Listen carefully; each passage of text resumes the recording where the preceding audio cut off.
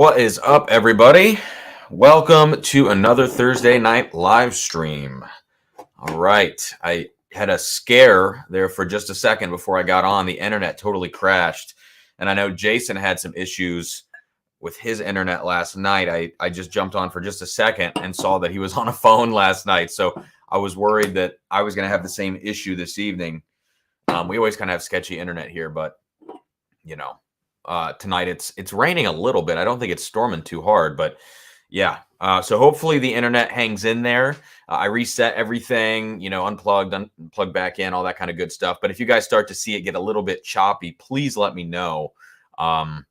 If that happens, I might get on my phone, but I probably not. We'll probably just call it an evening if it starts cutting in and out. So, anyways, guys, it's Thursday night. I need this freaking stream. It's been kind of a crazy last probably 10 days. I don't think I haven't been on here on a Thursday night live stream for 2 weeks, and I was going to do a live stream before the Super Bowl, and my body just needed a break from whiskey. That plus it being the same day as the Super Bowl, only a couple hours early, I thought, let's just can this. I needed the time. So anyways, I'm excited to be back doing a live stream this evening. I've got a blind flight that we're going to go through. I've also got some themed tastings kind of to go through this evening as well. Things that start with the letter C, Cognac-finished, the community batch of makers that I just picked up today. Thank you, Randy Urban from here in Columbus, Ohio. Thanks, Randy, for bringing this by. And then what else? Oh, Celebrity. I'm going to taste the American Highway Reserve, which is Brad Paisley's whiskey. So those are some of the themed kind of quick tastings we're going to do this evening. And then I've got 4 pours up here at the front of the desk. And we'll do kind of a classic blind flight to prepare for the Matt Madness Whiskey Tasting Invitational, which is coming up. I know there's probably going to be like 8 rounds before I'm up. I got a bye week, so I'm going to be starting, I guess, in the semifinals, or maybe that would be the quarterfinals. I don't know.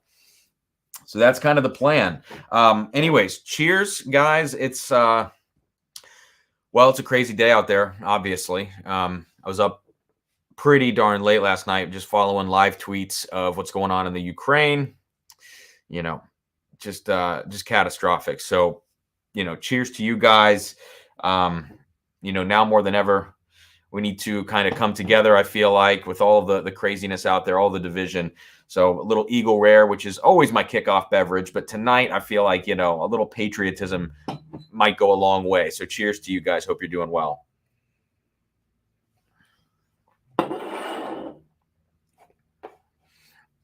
All right.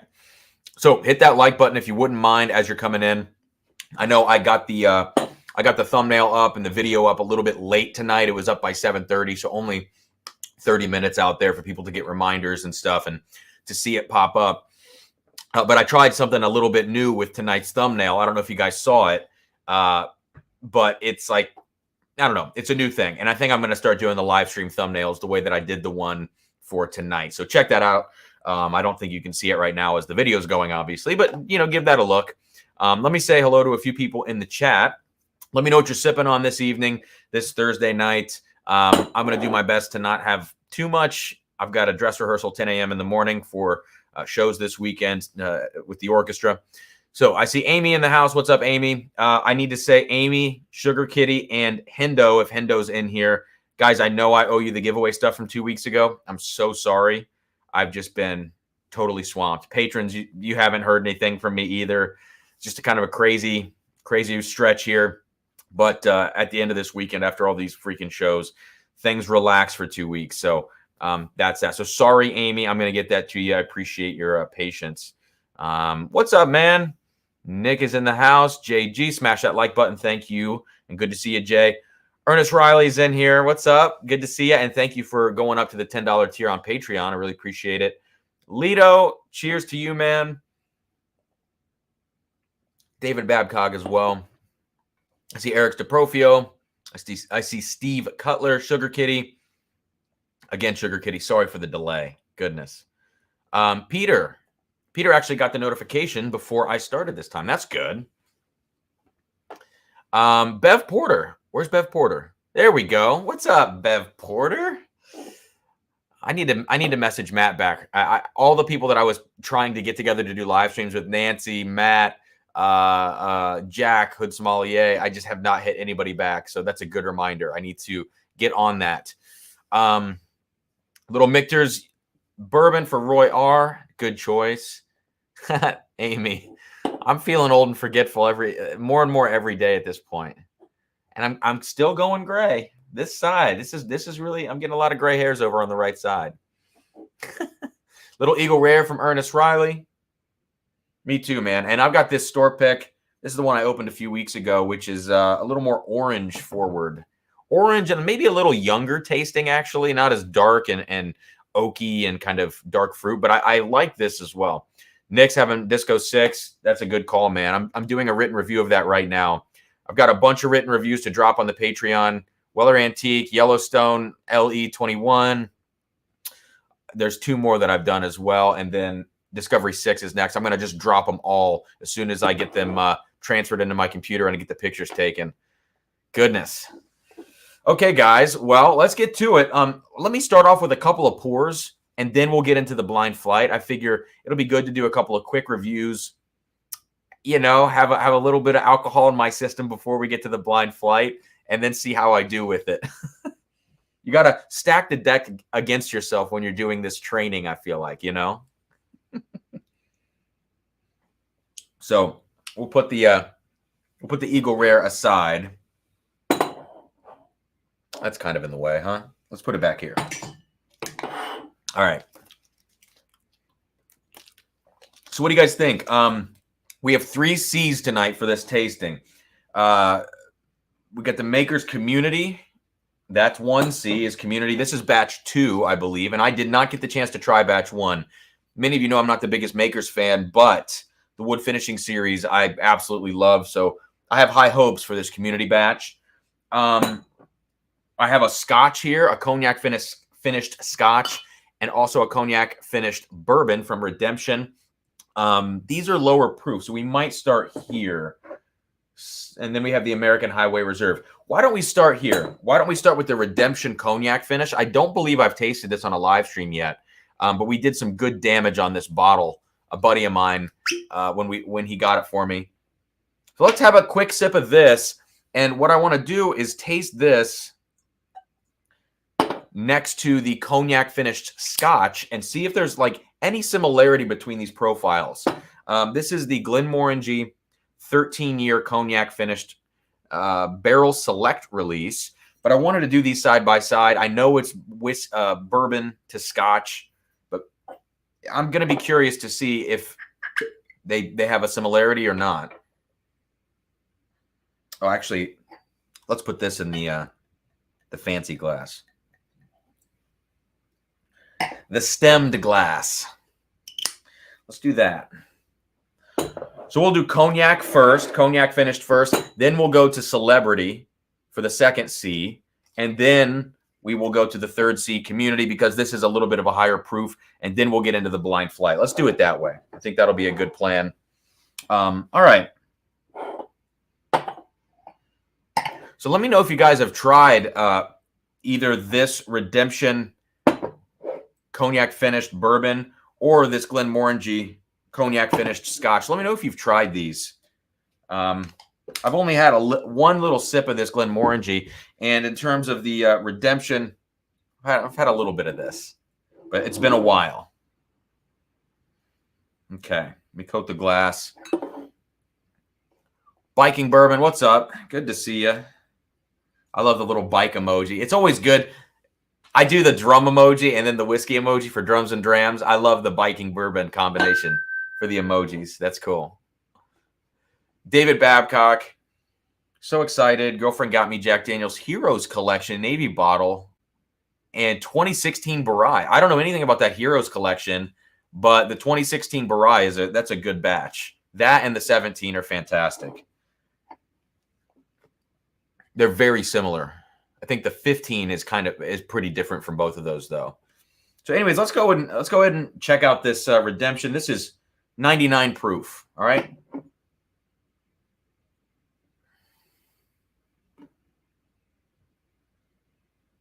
Yeah, it's got a nice it has a nice light nose. Like I'm getting the vibe of one of those like OKI 5-year or 6-year single barrel picks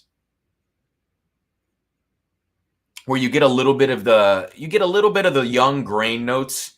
Um yeah, kind of a lighter profile overall, lighter grain, almost vanilla, light honey, light caramel.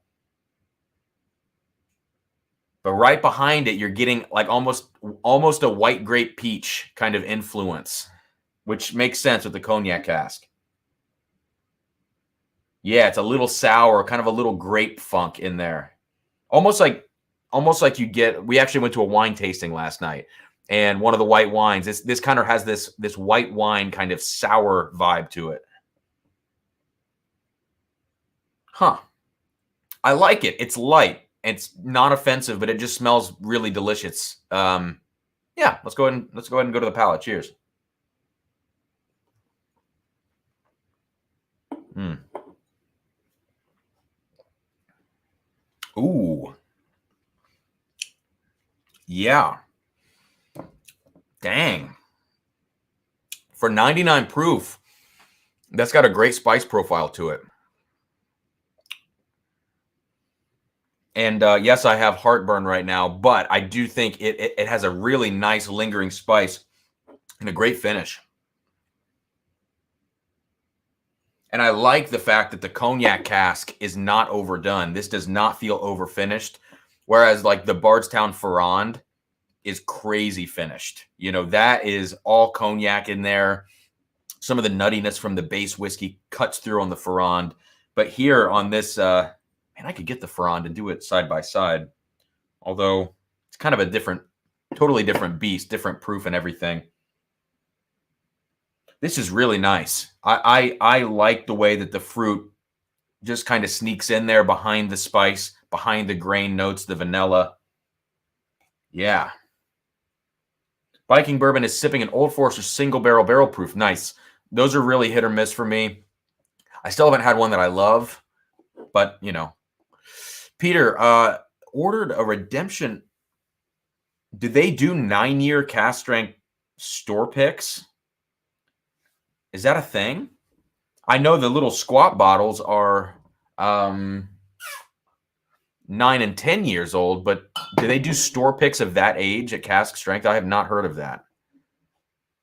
And do you know if it's the 21 or 36% rye? Interesting.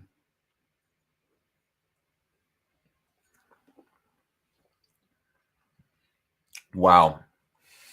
And I coming back to this on a next sip, it's all honey. It's like almost like honey nut Cheerios a little bit. Wow. I really like this. I think this as kind of an everyday sipper is a great choice. I would be really curious to see how it does in a cocktail because I think some of those fruit elements in the bourbon would play nicely with certain mixers, depending on what you're going to put it in, and the spice would hold up as well. That's something. Again, we went to this wine tasting last night. Started with a cocktail, then went into the wine tasting.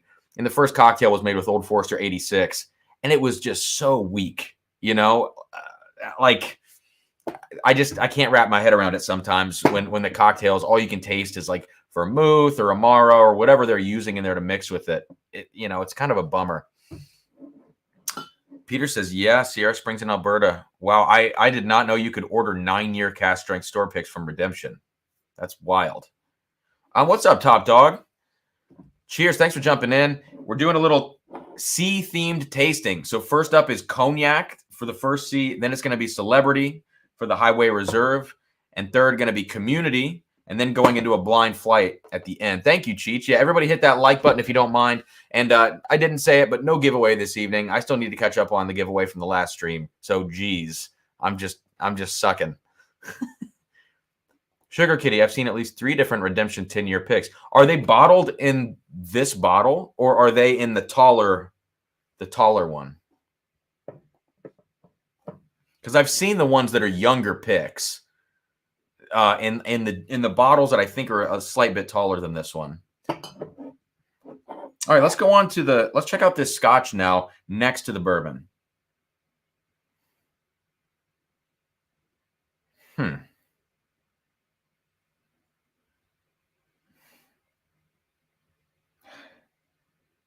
Yeah, there's definitely similarities here. Definite similarities. And one thing I've got to wonder is if everybody's getting their cognac casks from Ferrand, if they're all using the same casks, because this has the Ferrand branding on the side. The Glenmorangie doesn't disclose it, but then Bardstown Bourbon Company also had their Ferrand. So I'm wondering if that wasn't kind of, everybody is buying cognac casks at the same time from the same house. I'd be curious to know that. Okay, Sugar Kitty says in the taller bottle for the redemption picks. That makes sense. I don't know that I've ever seen any that old. So that's awesome. Mm.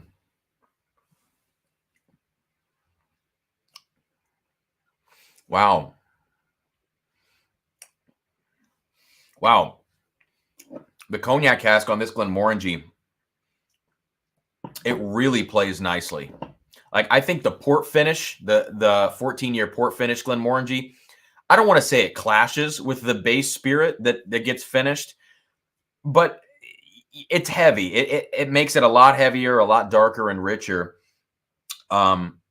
Whereas this just kind of takes the fruitiness of the Glenmorangie base profile and just blows it out to a new level. And it actually adds a little bit of a spice element as well. Yeah.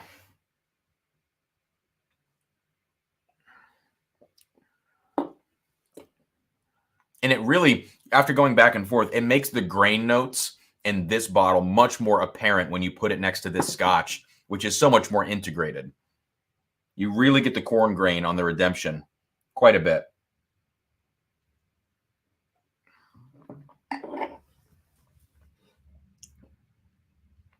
Wow. That's a spicy Glenmorangie. 46% ABV, so a great proof. I really, really like that. I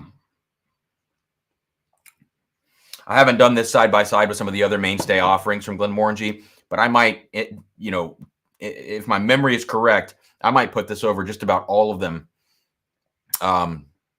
Yeah, because I think it really accents the distillery profile so much better than even the port finish, which I think is a great bottle.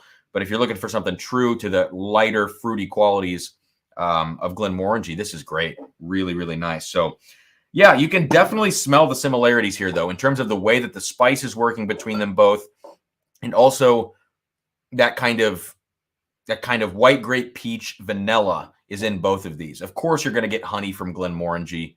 They're known for that being in their profile. And we're talking single malt. But you can totally smell the similarity on the finishing cask here, which is great. So, yeah, elephant in the room for this bottle, the redemption price, I think it's like $70. I don't think it's worth that. I'd love to see this at 40 or 50 and I might feel a little better about it, but if you're looking for something a little bit maybe towards the Penelope profile, but something that's a little more robust in some ways and kind of on the fruitier side, I like this as an option. Absolutely. And then for Scotch fans, if you're into Glenmorangie, I think this is a must-have bottle. It doesn't reinvent the wheel. It's just a really well put together Scotch. And that's what I like about it. I don't know the price point on the Glenmorangie, though. I could understandably at 13 years, I could see this being 60, 70, maybe 80. Above that, I don't know.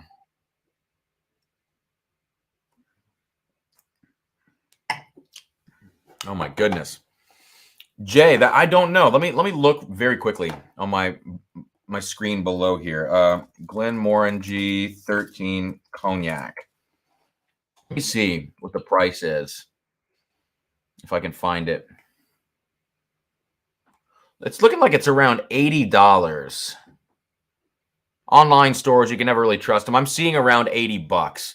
That's the top end of what I would want to pay for that. Because I do think that the cognac-finished Glenlivet is pretty good, but it's a lot weaker. The flavors are great. It's just the proof is too low.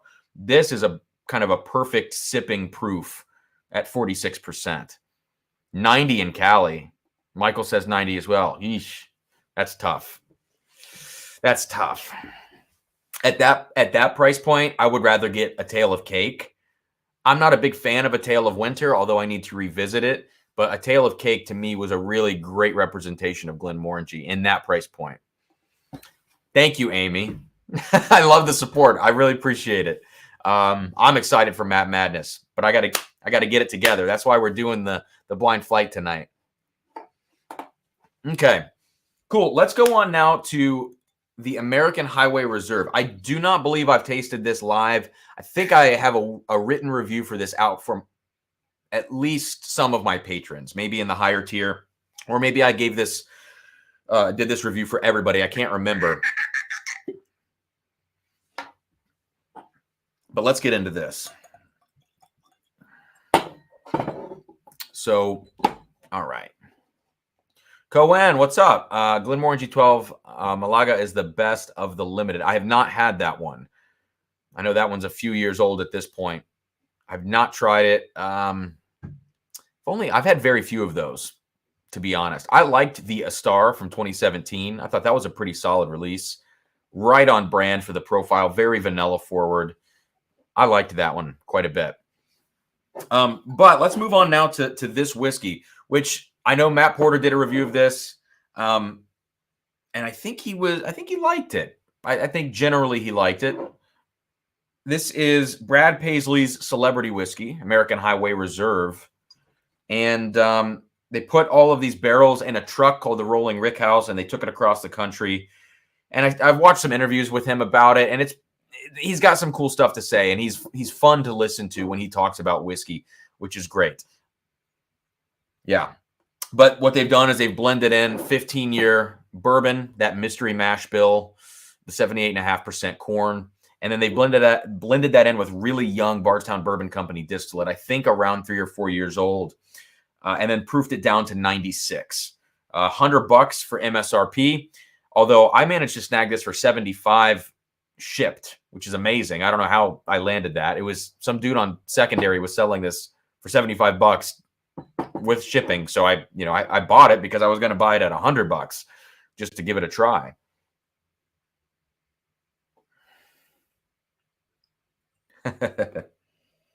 Top Dog says, I'm thinking top 4 in Matt Madness. I hope so. I'm hoping. Guys, hit that like button if you're in here hanging out, please. That would be awesome.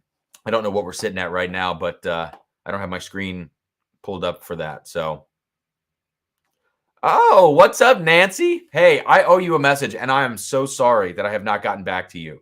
Life got a little crazy the last 2 weeks, and, anyways, I'm going to message you back on Instagram. We can link up and hopefully do something here on the channel. I have been buying up Cigar Blend like it's my job and paying too much for them, but it is what it is because it's the only way I can find that stuff. But I've managed to get, I think I have 8 batches at this point. I think I have 5 unopened and 3 opened, including batch 71, which is the drummer batch or the 12 drummers drumming, which I'm saving that one. If we if we can manage a live stream together, Nancy, maybe I'll pop batch 71 on that stream because that would be a cool one to taste. Yes, I do. I'm sorry. Felt like my world was crumbling down there for a second. So everything went on the back burner in the whiskey world. I had to focus on the music stuff for a little while there. Anyways, cognac stuff, Nancy. I just tasted the Glenmorangie 13 and this Redemption Cognac finish. I just tasted these a second ago.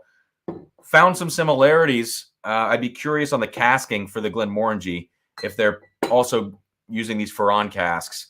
But I like them both. They're both a little overpriced, but I'm sure there's some amount of upcharge that goes into finishing these things, Cohen, I got my Stag Junior batch 17. I'm not the biggest fan of batch 17. It's in that batch 15 camp for me, which is much lighter, more ethanol forward. And I have some crazy ass tasting notes on batch 17.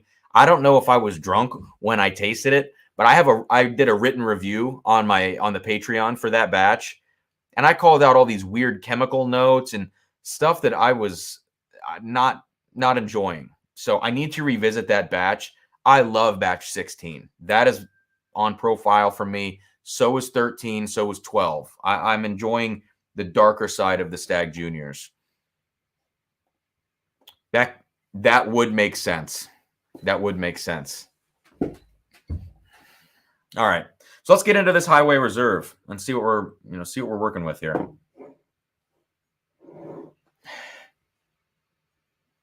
Right away, earthy. This kind of petrichor, kind of grassy, like you're walking through a damp forest. Very evident right on the nose, just mossy. Yeah, and that's got to be coming from some of that younger whiskey, because we've all tasted, or many of us have tasted, that 15-year mystery mash bill that floated around, and I don't get these notes from that whiskey. Yeah, very sweet. I like the fact that I'm getting kind of this damp outdoorsy note. I'm getting kind of aged, heavier oak qualities on the back end of this thing, or kind of underneath it.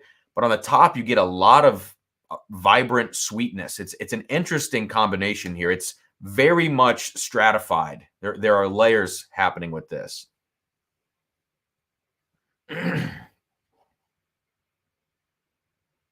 Everybody's talking about cigar blend. I know. I pretty much have a pour of cigar blend every night at this point. I at least one, teeny little nightcap of cigar blend is what I've been doing. And oddly, I love the Darth Vader batch 58. I have been coming back to batch 61 over and over again, and I don't know what it is. So, for what that's worth. Wow, this is so sweet on the nose. Nice kind of burnt orange citrus notes.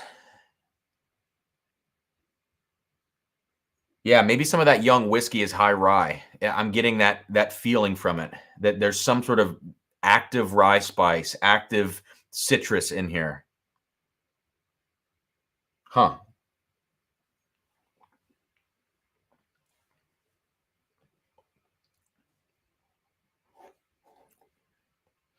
Wow.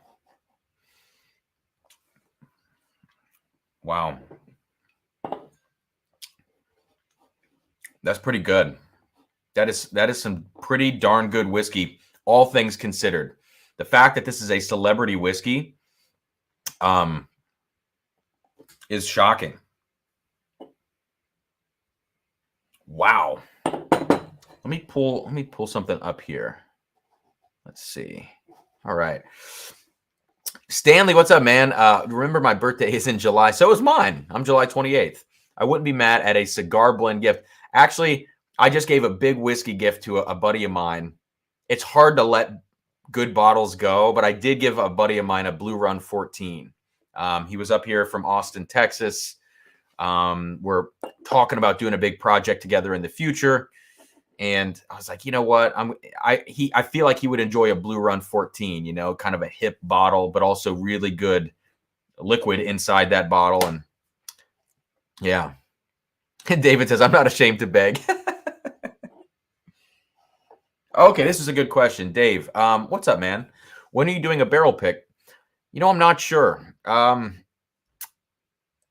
don't want to rush anything. And again, the channel slowly coming back, trying to get into a groove. And so I don't want to rush it. I would imagine the first barrel pick I do will be something local to Columbus, but I just don't know when yet. Although the barrel pick I did with Drew P from Middle West here in Columbus, that thing is bottled now. I don't have access to it yet. But as soon as I do, I'm going to let the patrons know. And then, we're going to get some allocation of those bottles for the Drums and Drams Patreon. That sat in a whiskey barrel 6 months, an additional 6 months since we picked it. These are 30-gallon barrels, and the whiskey itself is only a couple years old. So 6 months is a significant amount of time to be in there past picking. I'm a little worried about it, to be honest. But we'll see. I haven't tasted what's come out of the barrel now and been bottled at this point. Aiden, Aiden coming in hot on Brad Paisley. So did he actually have anything to do with the whiskey? Because based on what I know about his music, I don't expect actual effort. Man, so the impression that I get is that he didn't have a ton to do. Like he collaborated, he probably tasted along with them, maybe gave some input. This is all conjecture, so take this with a grain of salt. The way he talked about whiskey seemed like enthusiast level, but not like hardcore, whiskey tube going through nerding out, that kind of thing. So it seemed like a more genuine connection to the whiskey than many or most other celebrity whiskeys that I've seen. So I will give credit where credit's due on that. Although, yeah, the rolling rickhouse, probably somewhat of a gimmick, Although I would be, again, curious to see a barrel comparison between the distillate that was on the road in the rickhouse and the stuff that maybe just sat stationary in Kentucky, and then compare them and see what that difference is. Of course, barrel to barrel, you get so many differences. It would be kind of hard to evaluate that unless you did a big sample size to get a feel for it.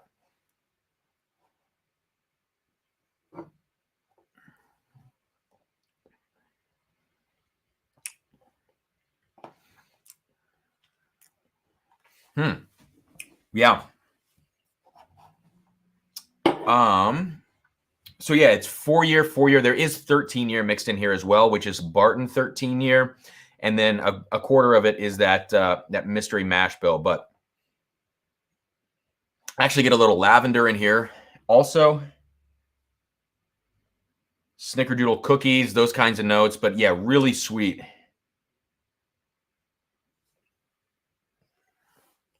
Leather as well. The palate is not quite as integrated as you would like. There is kind of this top to the experience, right? The front end of the experience is all of the young whiskey, intense spice.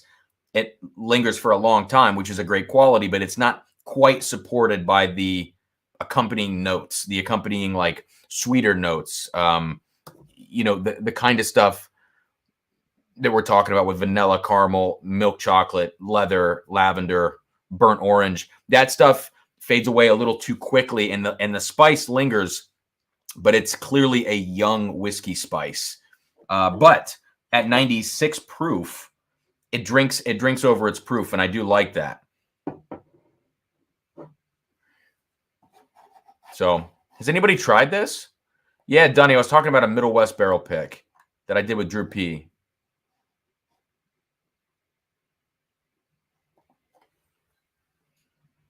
Oh, Nancy. Well, this one is not cognac finished. And the lavender.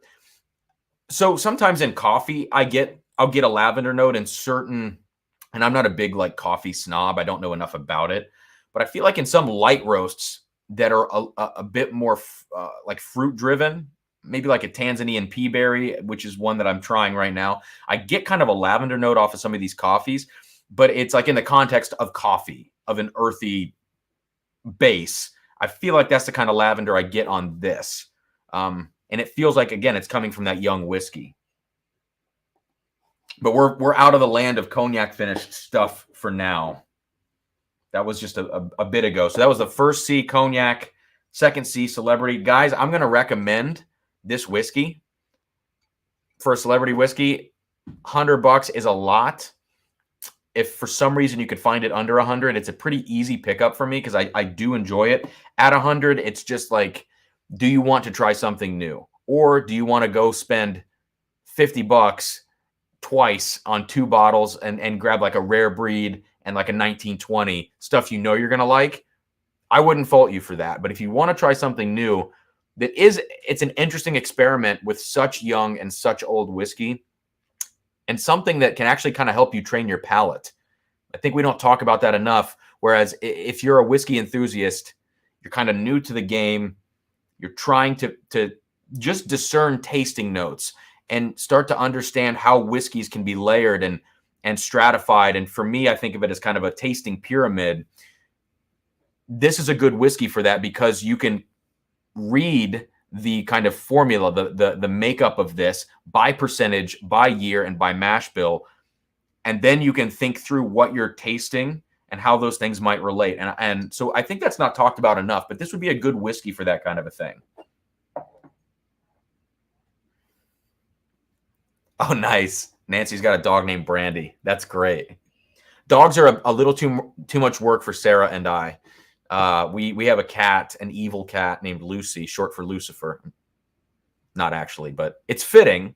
You know, it ended up fitting after the fact, but a dog would be a little too much work.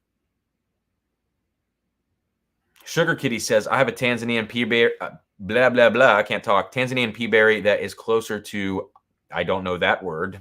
That might be a coffee word that I don't know yet. With a very dry orange note to it. There's a coffee roaster in town that does it. Okay. Nice. Jay, I have a Folgers blend. Very fancy.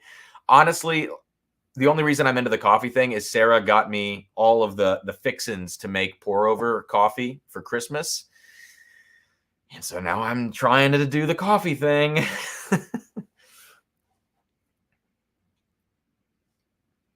All right. Oh, geez. DC, you're spilling the beans on my 2022 OnlyFans calendar. I gotta do some sit-ups if I want to have an OnlyFans calendar.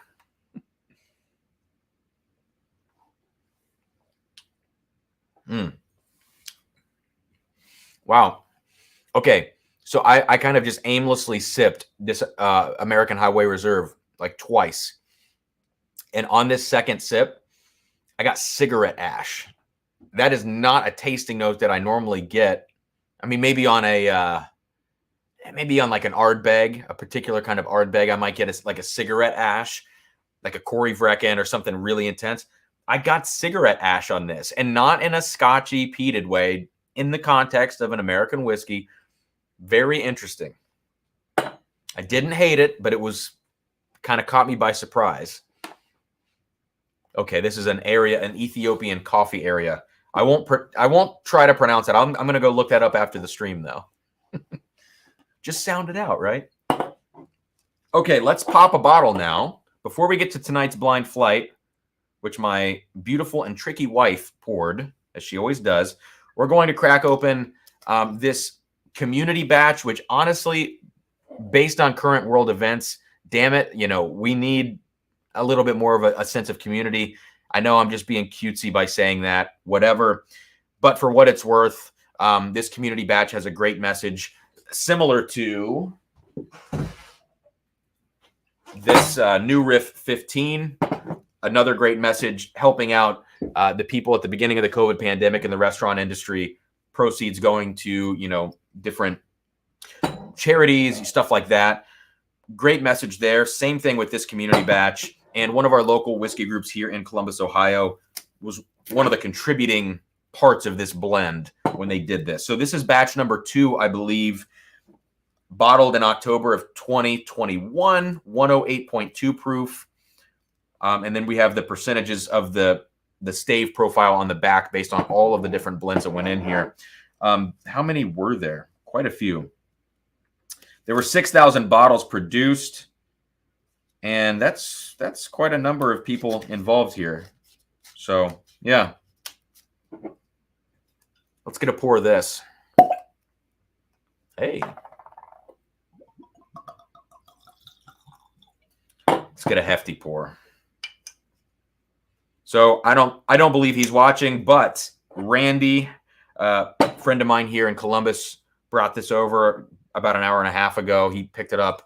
I was getting an Elijah Craig store pick from him, an 11-year pick from a couple years back, and he had one of these, and he's like, "Do you want this?" And I'm like, "Yes, please." So it's just kind of fortuitous that I have this for this evening. DC, I do not have a Lafroig 10 cask strength. I have not really purchased any Scotch probably in the last year. I haven't. I mean, I've had a couple of bottles. If I find a new Glenmorangie or a new release, or I got my Aaron 10, some stuff like that. But I've just too much money between all these damn bottles. I have not tried a Lafroig 10 cask.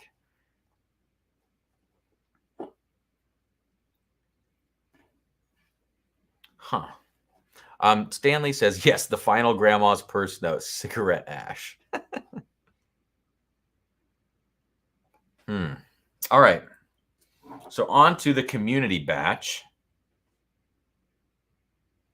I have such a hard time with Maker's Mark in terms of like discerning notes in here because the overall base, the underlying profile of Maker's Mark for me is so strange. I've never understood it. It's almost chemical. So I'm going to taste this first and then come back to the nose.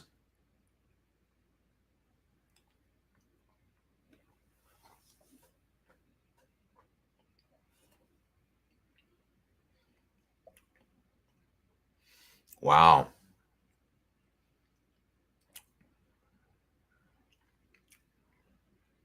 Okay. Well, tasting notes aside. Oh, that's interesting. Tasting notes aside, I think the mouthfeel and the development of this on the palate are fantastic. So that I don't want to say that's half the battle because subjectively, if the tasting notes are good, I'll look past just about any flaw if I like the way that it tastes enough. Bar that, I just like the construction of this whiskey. I like the way that it operates on the palate. I think it's very nice. It's full-bodied. It's spice driven, but it's not out of balance. The spice doesn't ramp up disproportionate to the kind of underlying sweeter flavors. Is this the best Maker's Mark special bottling I've had? Probably not. I think the best was a store pick sent to me by Kilco. That thing was funky as hell and full of chocolate and just amazing. I don't even remember what pick it was, but it was good. I like what are they called? The FAEO 1, FAEO 2. I think those are amazing as well. This one is really good. And it doesn't put me off like some of the stave profiles do. They kind of get funky.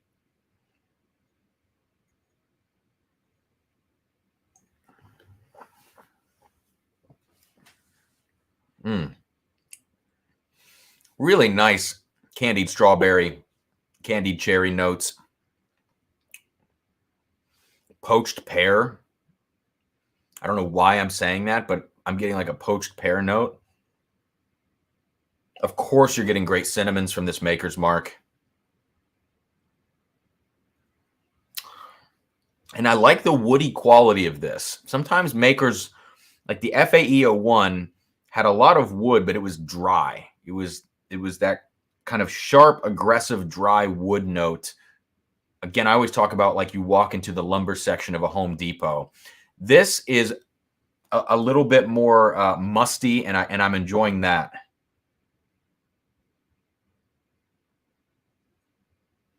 Yeah, it's good. It's solid. I'm not good at talking about Maker's Mark. I'm sorry.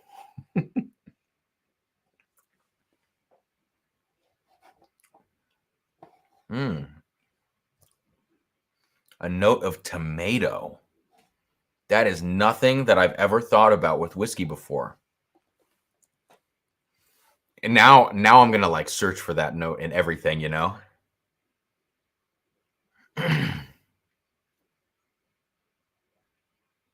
Huh. I really like this. You know, some of these wood finished makers, I think they start to taste like Four Roses depending on the profile. Okay, I'm really into the finish now on this. Lingering on the palate for quite a while, probably a minute or minute and a half since I've had a sip, and I'm getting an espresso, like like ground coffee bitterness on the back end, but it's not overly bitter. It's just I like how dark it is on the back end is what I'm trying to say. I don't know that I get that on the nose so much. The nose is maybe a little fresher than that. Those, again, the kind of candied red fruits. There's something I can't quite place in here.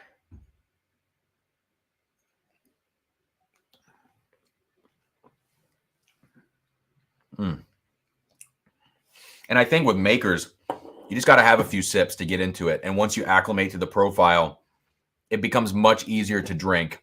Whereas when every first sip of makers, to me, it's like I'm drinking chemicals until my palate kind of, figures it out. Nancy, this is 108.2. Yeah, 108.2. And I'm not like the biggest, like, I don't know all the different stave combinations, and I couldn't tell you the differences between different picks. It never been my thing. I do have a Mash and Journey Makers Private Select on the way right now, so I'm excited to try that. My Makers collection, for somebody who doesn't enjoy Makers that much, my Makers collection is growing very rapidly. DC. Spicy tomato note. Oh. All right. What's this say up here? All righty, guys. Let's get into this blind flight now. So to wrap this up, I think this was $70 retail. These Makers bottles, all these private selects are all around 70. It's always felt high to me, but the quality of whiskey in here, I think this is a $70 whiskey. I would agree with that. I like it. If you see this, I don't know the distribution on these community batches with only 6,000 bottles, I would pick it up. Even if you're not a big Makers fan, I think this is one just like the FAE01 and FAE02 that could convert you to being a Makers fan. And then again, recommend this if you're okay with the price point. I think it's interesting enough to warrant it. I wish these were cheaper. If you want something Penelope-esque, if you like Penelope Rosé cask finish, you're going to like this Redemption. MSRP-wise, this is only $5 or $10 more. So if the Penelope Rosé is out in your area and you still want to experience that with a little more oomph, this is where you would want to go. And for the Glenmorangie lover in your life, this would make a great gift in particular, I think. I don't know what distribution is like on this one either. I got this in Indiana. All right, on to the blind flight for the evening.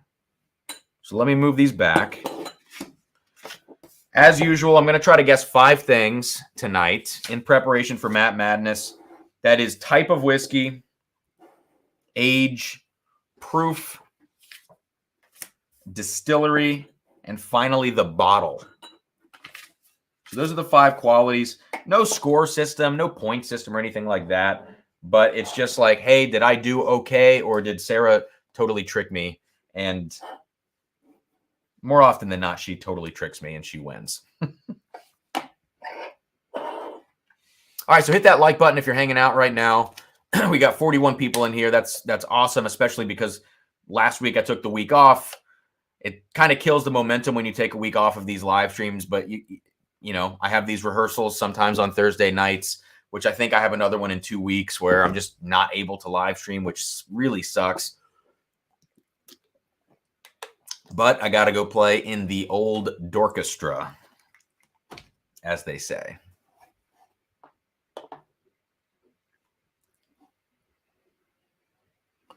Yeah, Aiden, I want to call this out too, Nancy. It is really great to see you hanging out in Whiskey Tube chats. I think for someone like me, I'm still very new to all of this. I've only been into the whiskey hobby at the level that I am now for a couple of years, and guys like the Bourbon Junkies and like Jason and Matt, like these guys are starting to like get into the industry part of things, which is really cool. And I feel like for me, I have no experience with the industry side, and so to have somebody like yourself, whose whiskey I really admire, coming in here, and it is cool for people. I feel like just another whiskey fan, even though I have this channel that I pretend, amateur taste on. It's great to see you in the chats, 100%. To be able to have that interaction, and learn. Yeah. All right. Let's do this. So as usual, I'm going to show you guys what is in each glass as we move along. So you'll know before I do. And if you need to see a card again, 1, 2, 3, or 4, just let me know. I'm going to pull up my phone here and try to take some notes on these whiskeys, if my phone will work. feel like all my technology is not working recently. My internet, my phone.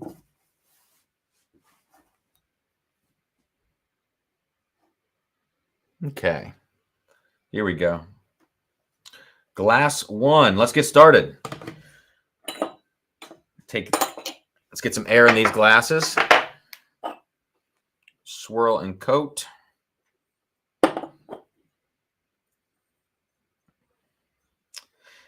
And part of me with these blind tastings, I would like to do it in black Glencairn so that I can't see the color. But in the reality of things is, for the stuff we're doing here on Whiskey Tube, we can always see the color. And so why not allow that to be part of the experience, even when you're training? Because by seeing the color, you can narrow some things down already, and that will make your guessing more accurate as you're nosing and tasting it. That's the way I feel, at least. So check out what's in glass number one.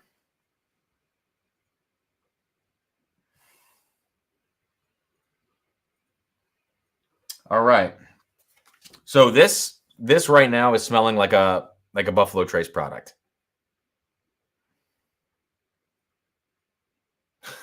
What just happened? What is this? Spicy and inbred. I really like Drums and Drams, but I really love what is happening? Who is that? Jeez. Well, a lot of I won't even say that. Moving on. Oh, what's up? Kilko's in the house. What's up, man? I was just talking about that maker's pick that you sent me when we did that stream together. I don't know what pick that was, but it was so freaking good. Oh, Unif Poke says, maybe hold the note cards out further towards the camera. Okay.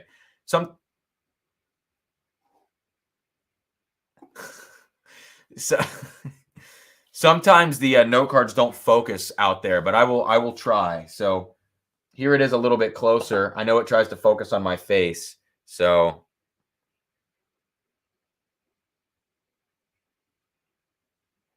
let me know if you guys can see that. Anyways. Yeah, I'm getting a Buffalo Trace vibe here.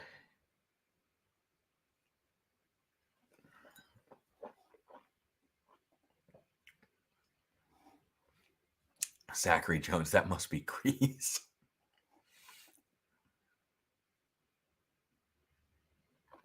Unif Poke says, you're right, it's just blurry. Yeah.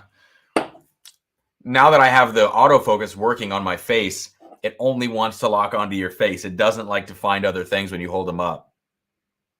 All right, so glass number one, I'm going to say right away, is a bourbon.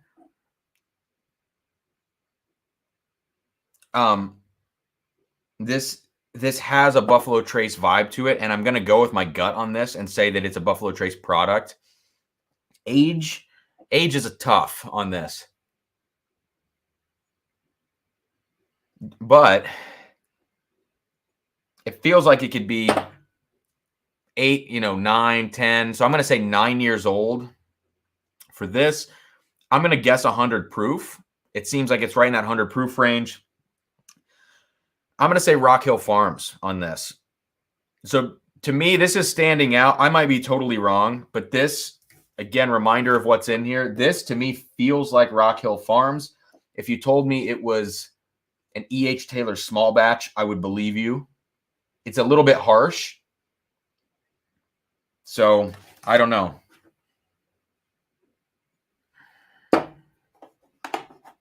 All right, Aiden, I'll see you later, man. Good. Thanks for jumping in here. Good to see you. Top Dog, explain the Buffalo Trace vibe. Good question.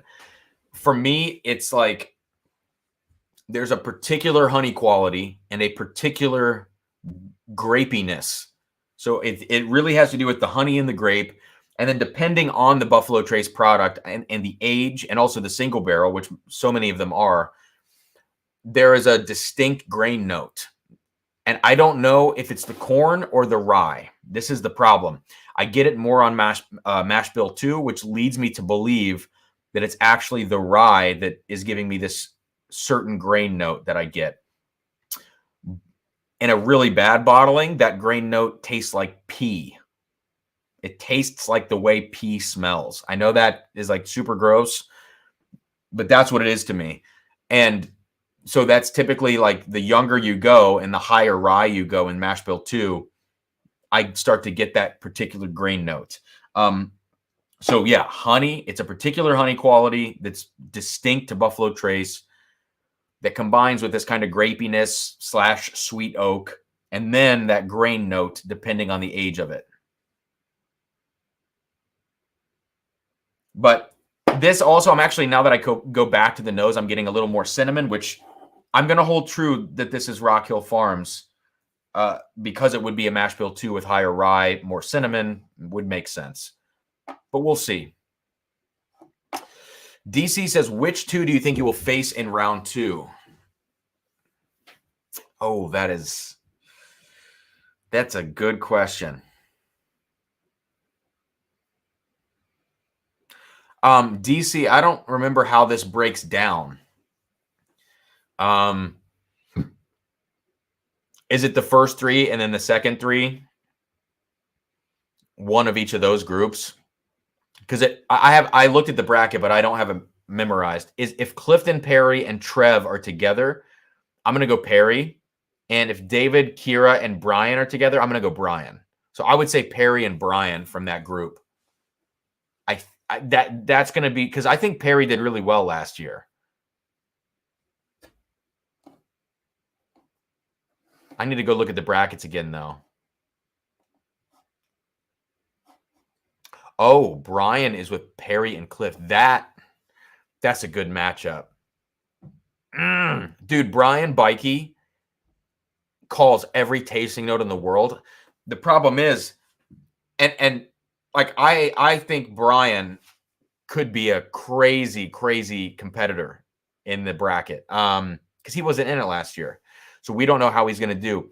Brian has a great palate. So that doesn't always mean everything, though, because you have to do proof. You have to do secondary grain. And there's a lot of other stuff he might throw at us. And a lot of that stuff can be deceptive, especially whatever order he puts it in. And if it's nose only, palate only. Huh.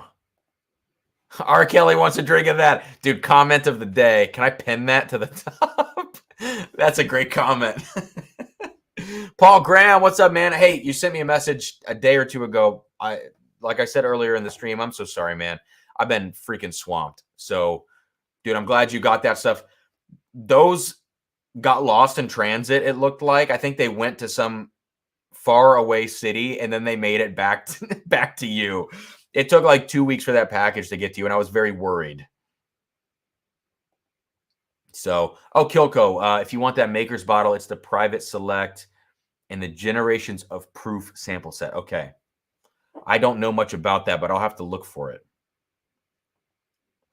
So, DC, if Brian is with Perry and Clifton, who does that leave? Trev, David, and Kira? That's a toss-up. I'm gonna put my money on my boy Trev, because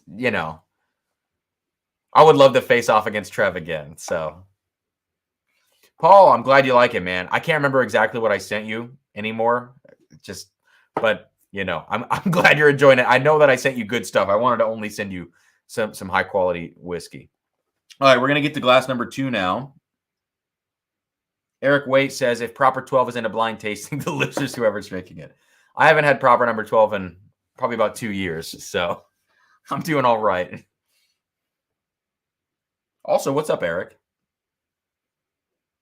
Ooh, glass 2 is interesting. So here's glass 2. Hang on, I'll have it focus on my face. I'll get my face a little closer to the camera, and then I'll bring the card up. Hopefully you guys can see that a little bit better.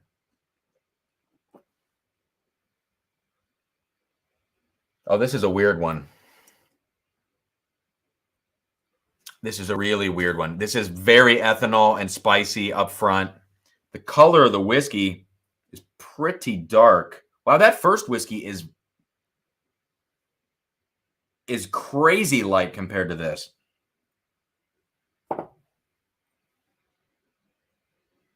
This is funky. This almost has a dusty funk to it. Huh.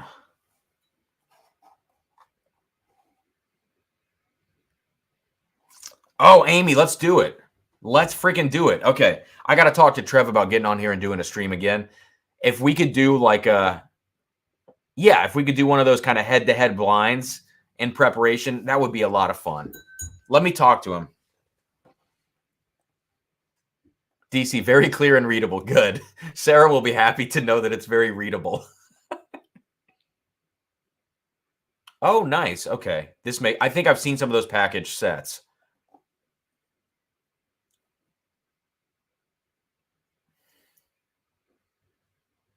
I have no idea about this whiskey. I have no idea. I'm actually getting a Maker's Mark vibe from this. Having just tried Maker's, well, maybe not. That didn't smell similar at all. It's so funky. It's got a craft distillery note. It's got a dusty note to it.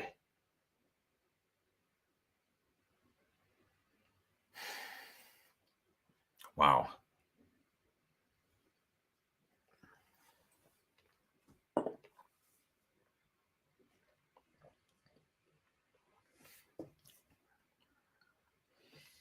The palate is much more rounded and balanced than the nose. The nose was so sharp.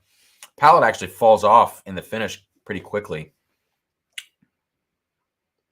Oh my God, I have no idea. So this is one of the, like in the competition, if something comes up like this where you just have no freaking clue, you really have to start zeroing in on the individual questions, like proof.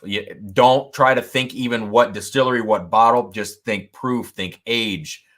And it's like, go back to basics and make this whiskey just like a science experiment. You got to think of it that way instead of trying to think anything about label or this or that. Oh man, Eric Wade is drinking the Froke. I had that bottle at Jason Calori's house like a year ago. That is so freaking good. So froken good. I would love to get one. I don't know what distribution's like on that.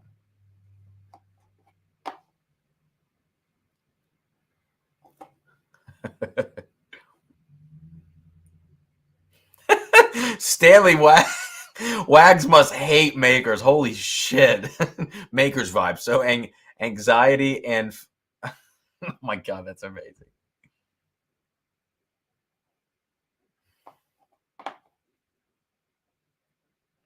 This is such an interesting bottle or interesting pour, I should say. Let me remind you guys what's in glass 2. Actually, get my face close. Focus. There we go.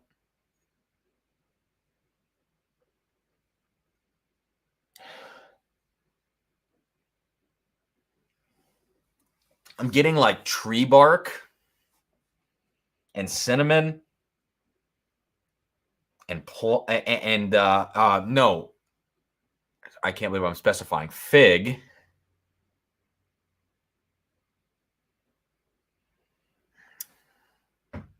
A little bit of vanilla, some coffee bean. No, yeah. God, what is this? Okay, let's go down the list. So proof. I'm gonna say this is a bourbon. I'm gonna say it's a bourbon. Let's go to proof.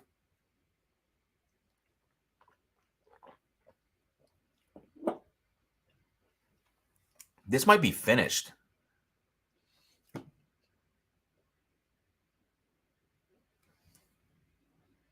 I might have got that first one wrong. I'm not gonna second guess myself.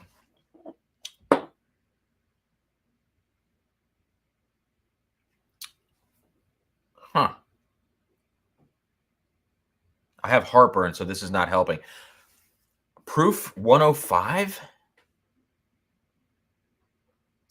Oh man, this is starting to smell more and more finished to me.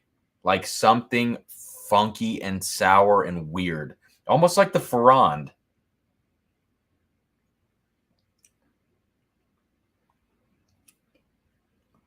But the proof feels a lot lower than the first sip now. Shit, man. All right, I'm going to take a couple of notes. I will come back to glass 2. I'm going to say proof is around 105. I'm going to say it's a bourbon. I don't have a distillery guess or a bottle guess. age, it doesn't smell particularly old.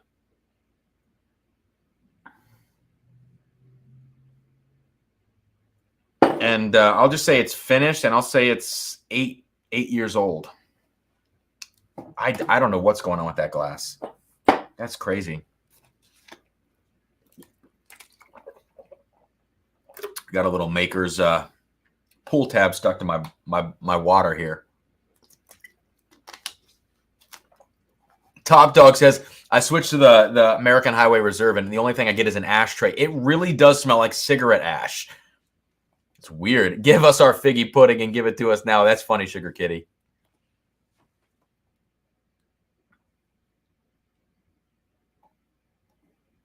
Okay. All right. Let's go to glass 3, which color-wise, actually maybe even a little darker than glass 2, which, wow. So we're increasing darkness in terms of color. Let me show you guys what's in this glass. Whoops. All right, so this is glass 3. Oh, God, this is really funky. Ooh. Oh, no, this smells good. This smells really freaking good. This smells old. Like, it's got that vanilla cream note that an old whiskey has. DC, 28 competitors. There can only be one winner. So I actually get a little rubber. I get a little rubber tire in this. So here's what's funny about blind tastings. I think when you don't have context of what the bottle is, like if you put I don't know. If you put an Old Forester product in front of me, it's like, okay, depending on the age, you'll get a bright banana note, a bright cherry note, brown sugar, like intense spice, that kind of thing. As that ages up, you kind of know how that develops. You start to get more brown sugar, more vanilla, a little less banana, or like more bananas Foster kind of thing. You start to establish an expectation before you ever take a sip of the whiskey. And then you already know the profile of what that distillery is at that age, at that proof. That's in here already. So then what you're, at least for me, what I hone in on the nose are those subtle differences, the things that differ from my expectation. And so with this, I feel like that's kind of what's happening here. Like I feel like I don't know what these are at all, but I'm just honing in on the things that make them weird in this blind flight, as opposed to what makes them them. Like all the core tasting notes go out the window because I'm so accustomed to them. And it's like, oh, I get tire rubber on this. Like, what the hell is that? I mean, maybe there is tire rubber on the nose, but I don't know.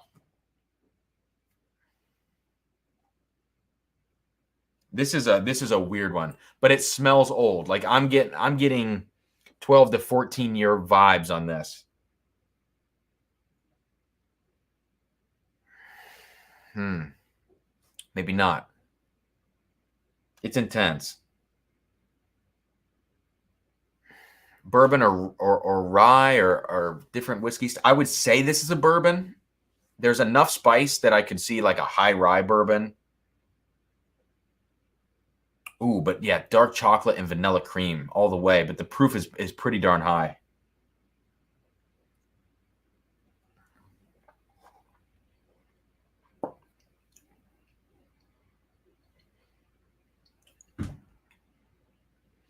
Whoa.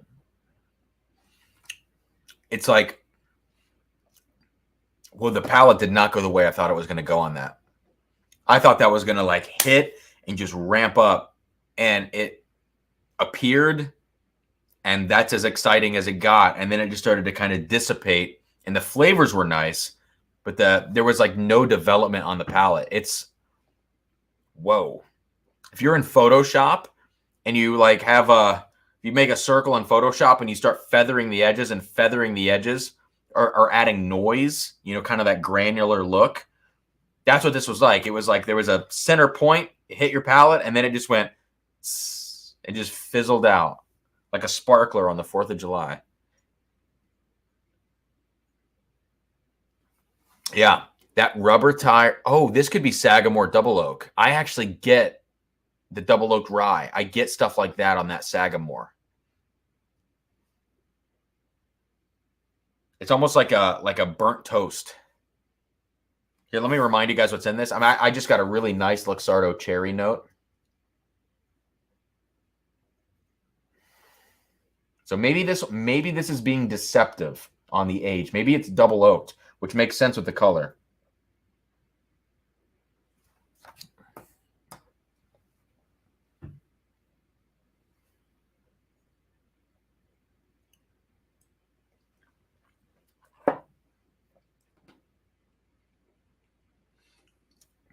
This is also tasting finished. That time the palate was much more exciting. All right, let me take some notes. Glass 3. This is tough. I might have to start adding in finished or not to my categories that I start trying to guess. Bourbon or rye or American whiskey. I'm gonna say this is a bourbon.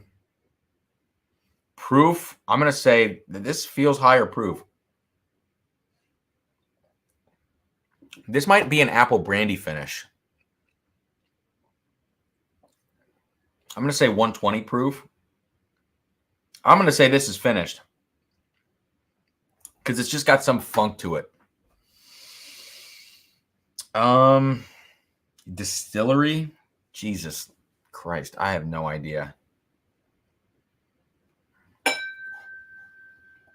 Top Dog, do you think you get tire rubber from the cork or the cap on the bottle? That's an interesting question.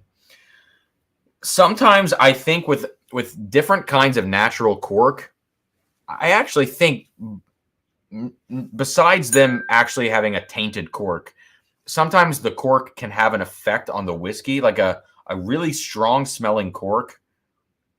I feel like I've had that affect the whiskey before, and I might be totally crazy.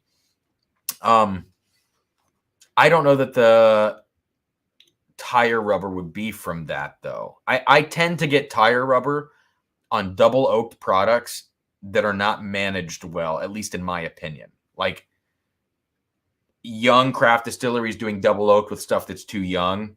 I don't know if it has to do with the char level of the second barrel, leaving it in the barrel too long. I have no idea. But it feels to me like a lot of craft distilleries get that rubbery tire note in double oaked stuff. Sagamore Double Oak Rye to me has that note.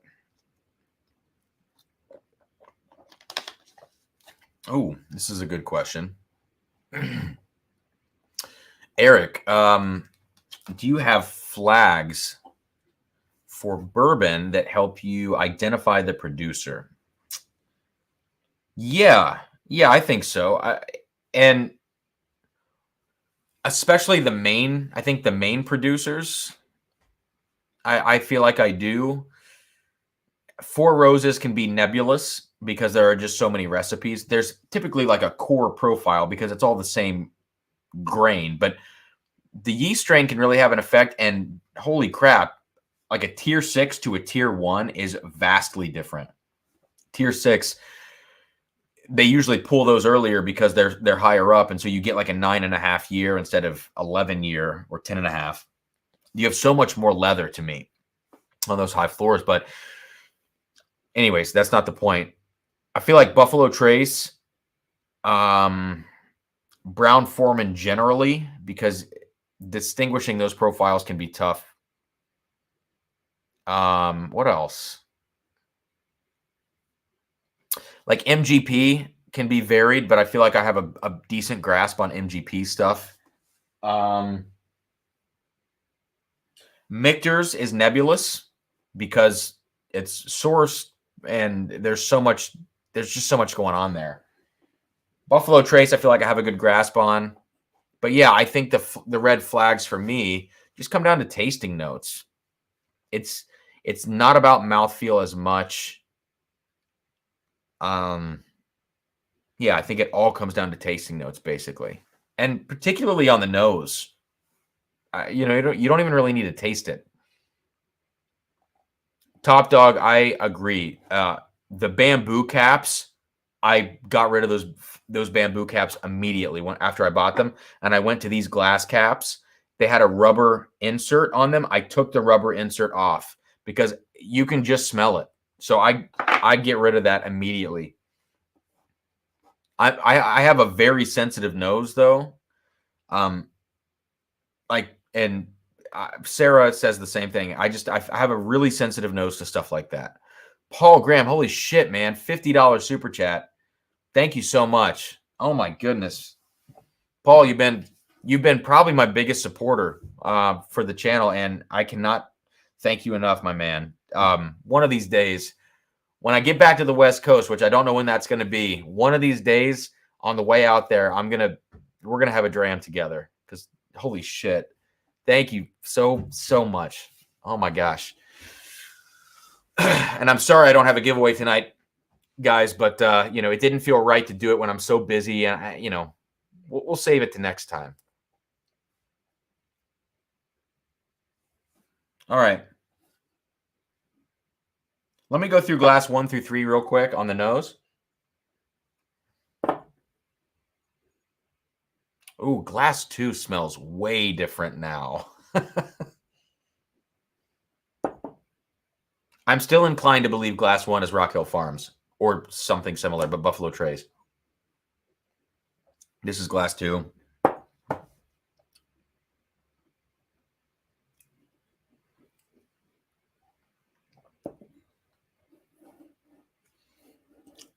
Interesting. Glass 2 feels like lower proof. I'm going to change my guess and say that's a 95 proofer. All right, back to glass 3, and then we're going to get to glass 4. Yeah.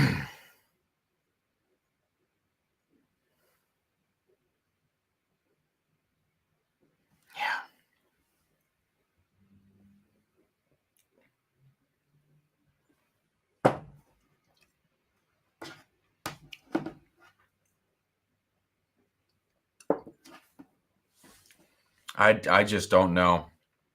I'll change my proof guess on glass 3 to 110. Let's go on to glass 4.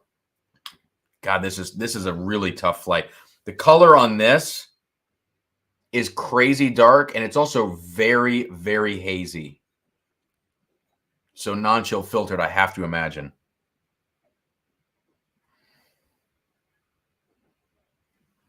Let me show you what's in glass 4.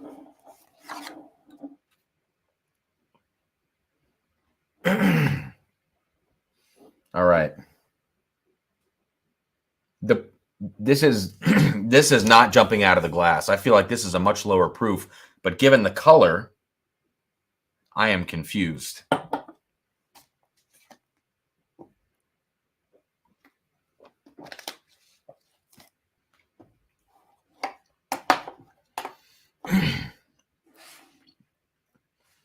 All right. Give me just a second, guys, and I will catch up with the chat.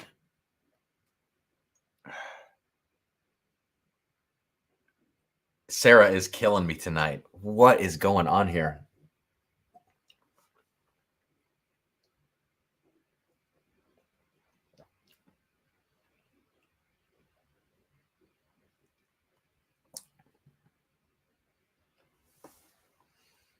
What is that?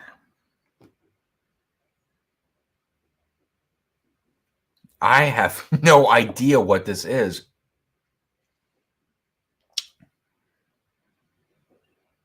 Is that scotch?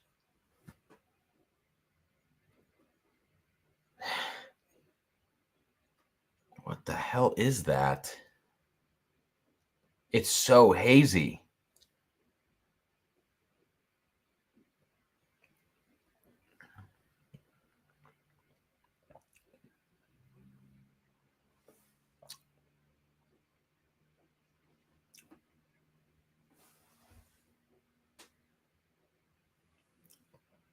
I am Completely confused. Is that an Armagnac? Oh my gosh. I totally just stalled out the stream. Let me remind you what's in this glass.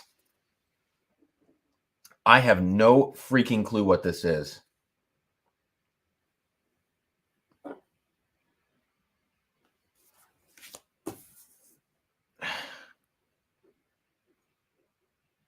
It's so, there's just nothing coming out of the glass.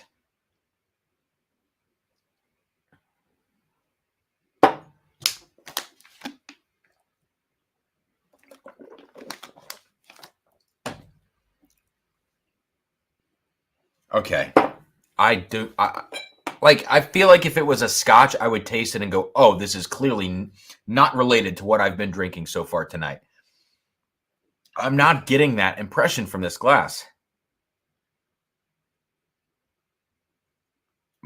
But it also smells like 80 proof or 85 or, you know.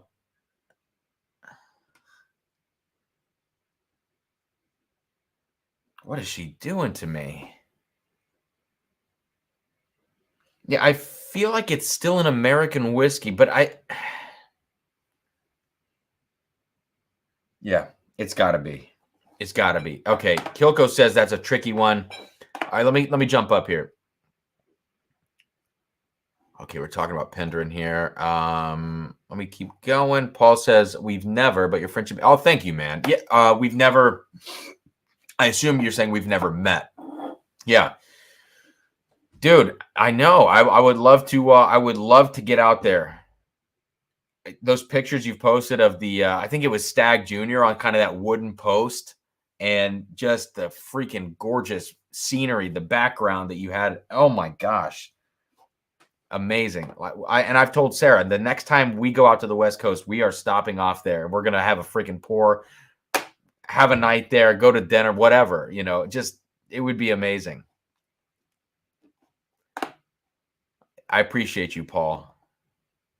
And that seal box, I think you won the seal box bottle. I'll be curious to see what you think of it. Kilco, for the record, I'm in editing hell. I know how that goes. So on that note, I recorded my second episode of the weekly Dram, the kind of jokey news show I'm doing, but actually I'm really enjoying it. And of course I fucked something up with sorry, pardon my French. I messed something up with the camera, and I got to reshoot the damn thing. And it was going to come out yesterday. Found out that my second angle that I had that I was relying on for that video, down the tubes. So I got to reshoot that. I'm thinking I'm going to shoot it midday tomorrow, and if I can cut it immediately and get it out before my concert tomorrow night, that's what I'm going to try to do. Nancy, out of curiosity, do you get any soapy notes? Maybe. Okay, when you say soapy, so one thing that I typically get soapy notes from is anything that's got a heavy percentage of malted rye. For some reason, malted rye gives me a lot of soap. I could see that in here. This has an interesting, I don't know that I would call it minerality, but there's a texture on the nose that I'm getting. Yeah, like a texture. And I could see soapiness playing into that. The power of suggestion, though, right? I want to be careful. The color is so, it should be so telling,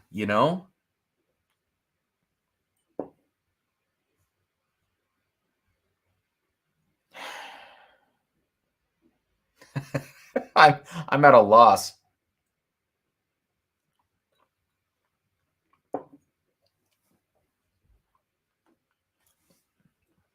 Something happens the minute barbecue. I just got barbecue right there. Like back palate into the finish barbecue. Which leads me to believe some things that have a strong barbecue note could be like a double oaked product. And the color would suggest possible, extra maturation in a different cask. It hit the palate so strangely. It just kind of, it didn't make any sense. The Mash Bill says maybe sometime I can be the whiskey weatherman on the weekly dram. Dude, Sarah actually wants me, once it gets rolling, to start a weather segment on that. That would be hilarious. Nancy, is it soapy unintegrated? It is unintegrated and somewhat, it's definitely watery. The proof feels low. Sugar Kitty, what a great job on the flight. Sarah she spent time on this, and she said she was very proud of this flight. I cannot believe that I can't figure this out. I'm firmly in the camp now that this is an American whiskey.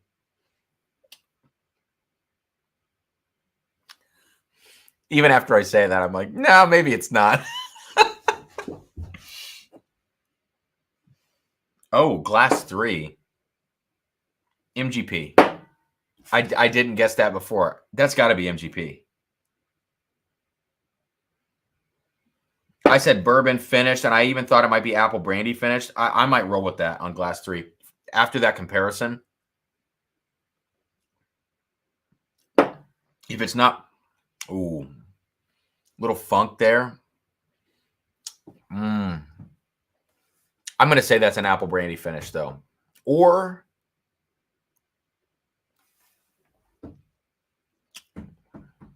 that could be Bardstown Bourbon Company collaboration 2017 bottling American brandy finish. 113 proof, I believe. Let me roll with that. Let me roll with that. Okay, I'm going to just close this out. Let's go to glass 2 very quickly. Oh, glass number 2 smells like pot stickers now. Like a very kind of a fried note in there, soy sauce.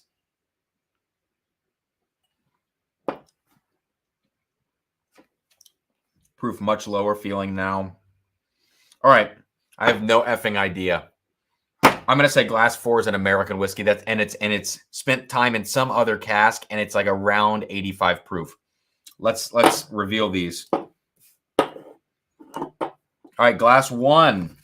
I said Rock Hill Farms. Before I said that, I was like, it's a bourbon. It's Buffalo Trace, probably 9 years old, 100 proof Rock Hill Farms. The reveal, I'm cool with that. Bowman Brothers small batch straight bourbon. That is a 90 proofer, which is presumably, it is Buffalo Trace distillate. People say it's a blend of Mash Bill 1 and 2. I don't know, but it was rough around the edges. And that's what I said.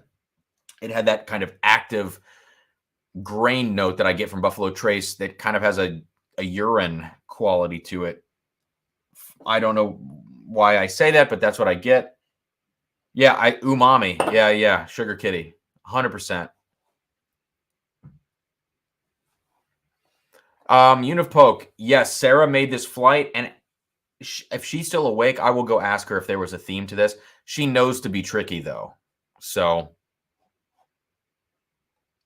right, Sugar Kitty. Redone in a pot still. All right. So, age, I was a little over age, and I based the age on the bottle guess, which is not a good call. I shouldn't have done that. I was 10 proof points away, but Buffalo Trace distillate, I did get that because that's what it is, and it is a bourbon. So, okay. Glass 2. This one, confusing. I said 95 proof. It's a finished bourbon at 8 years old. I do not have a distillery guess. Let me see if I can get one right now.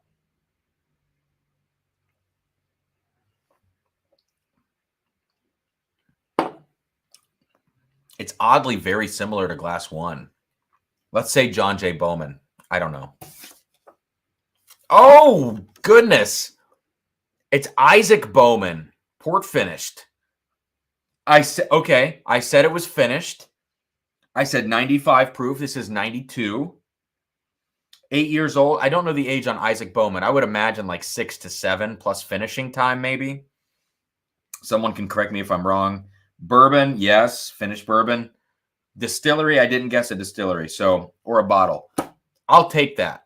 I'll take, because the qualities that were there, I was tuned into the finished, the proof, maybe the age, 8 years old. It could be 6 to 7 plus finishing, which could be around 8. Are these all Bowman? Oh, geez. All right, glass 3.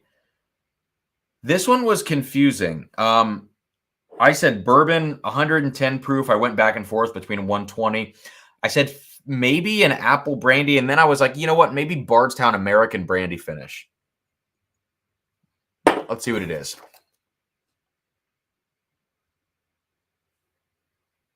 Huh.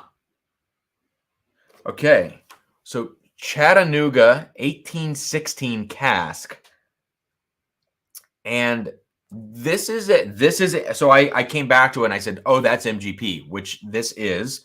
I believe this is a vatting of 2 to 10 year MGP.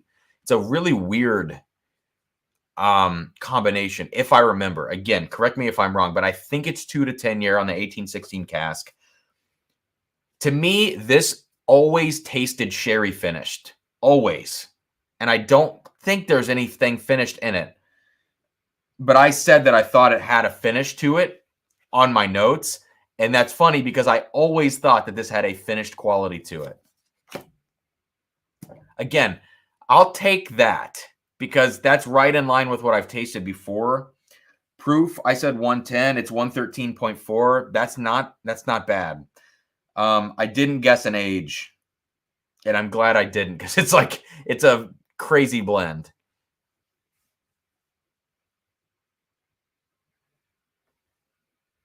Yeah. Okay. Glass 4. This is the freaking weird one. Now I come back to it and I'm getting a ton of dry, dark fruits on the nose. What did I said? I didn't even know. Okay. Chattanooga port cask, 95 proof.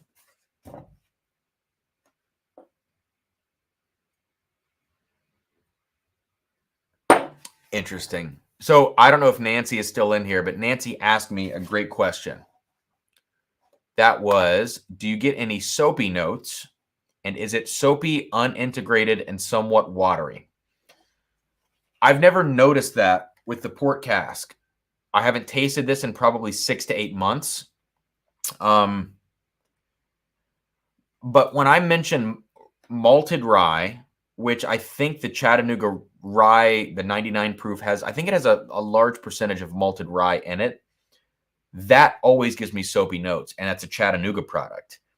It could be that whatever grains they're using have this soapy quality to them.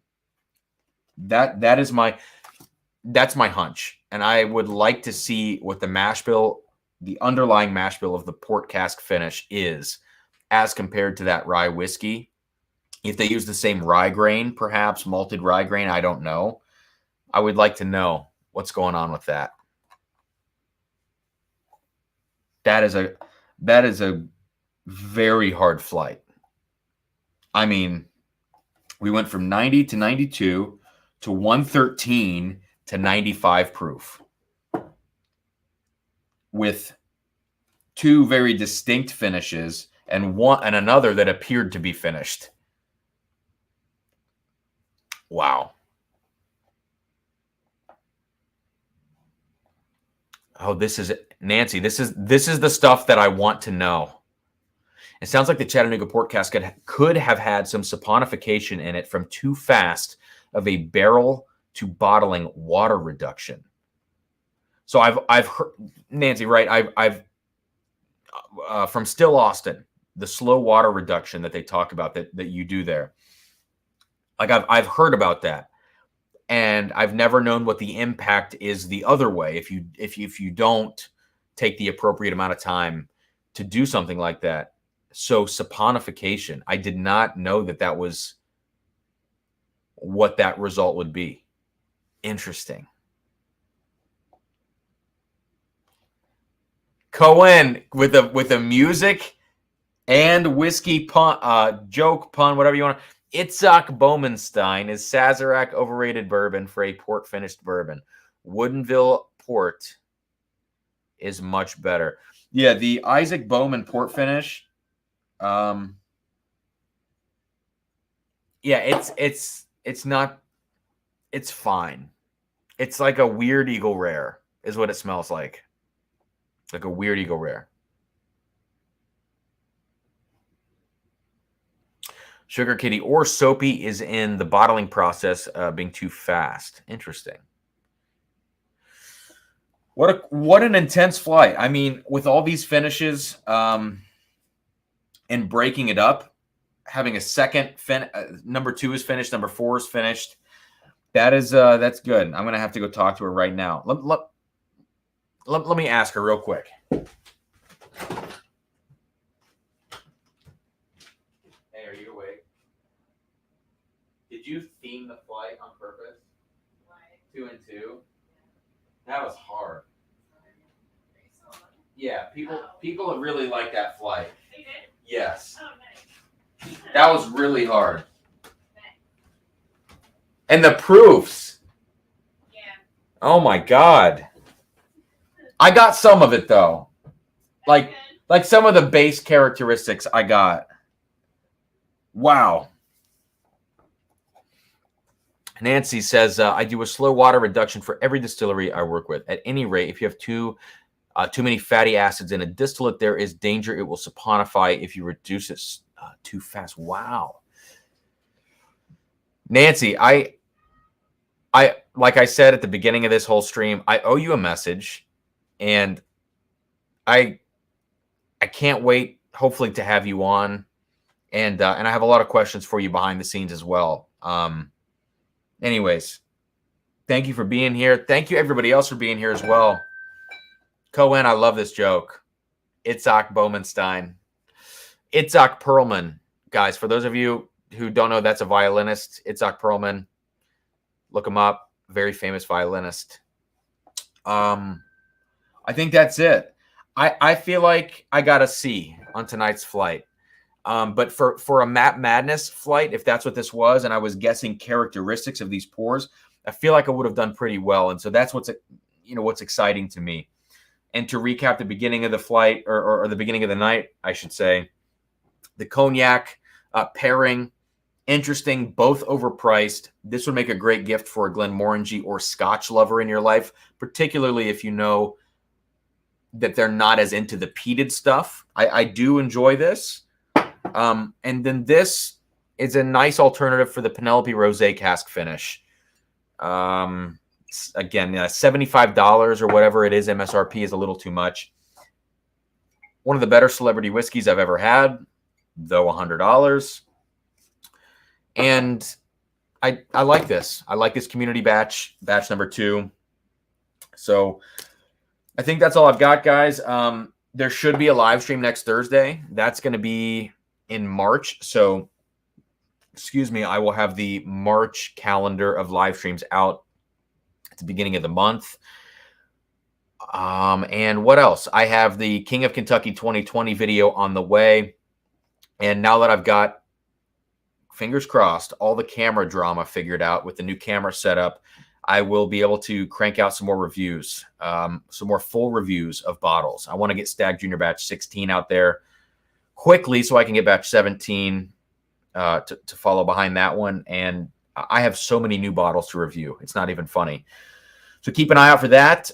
Patrons, thank you for your patience. Amy, Sugar Kitty, and Hendo, thank you for your patience, because I owe you giveaways from last week, or 2 weeks ago, even at this point.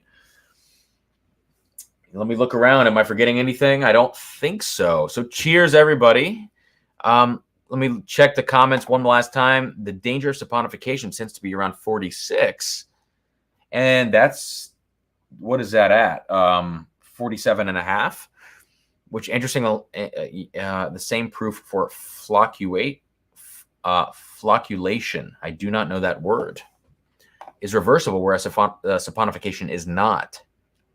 Nancy, just educate me. I need educated. I'm going to look these words up. Flocculation. Interesting. I will reach out to you ASAP, probably tomorrow, Nancy, and get back to you.